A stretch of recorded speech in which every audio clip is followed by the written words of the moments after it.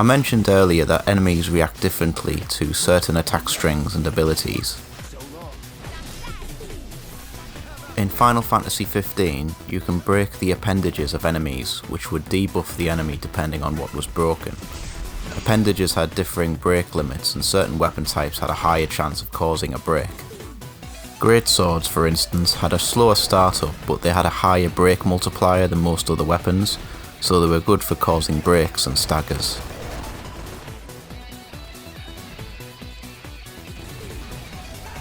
Breaks would cause the enemy to flinch and be interrupted by attacks, allowing the party to get more hits in. This system has been partially adapted to fit within the Final Fantasy VII Remake battle system. Each character, enemy and action in the game has a cut value and a keep value. This is a rough translation, but I imagine cut translates to the action's break value, and keep references the enemy's poise value. Moving forward, I'll refer to this as break and poise. The break value determines whether the attack performed will cause hit stun on the enemy, interrupting their attacks and making it easier to land consecutive blows. The poise value determines how easily the attack can be interrupted. In normal and hard modes, each character has a poise value of 40, with this climbing to 60 in easy and classic modes. An early game example is the very first fight. Cloud's basic attacks have a break value of 30, and these Shinra troops have a poise of 20.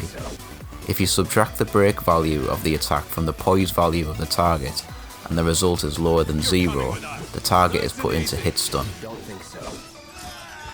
Hit stun is a concept for many video games that simply means the stun or interruption caused by a hit.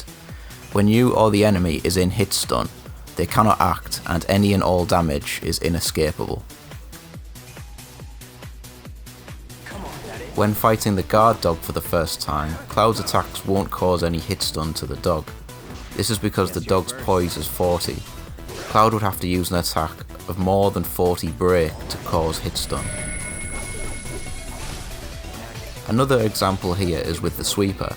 Sweepers have a poise of 60 and none of Cloud or Barret's abilities have a break value of more than 50.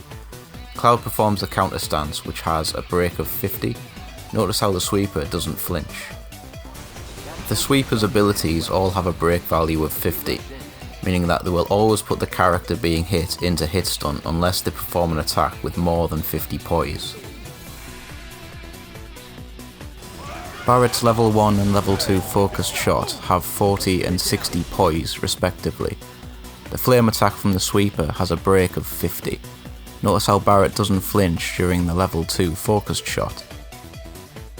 One quirk of the system is that abilities trump normal attacks. If you are performing an ability and the enemy uses a normal attack that has a higher break value than the poise of your ability, the ability will still power through the attack.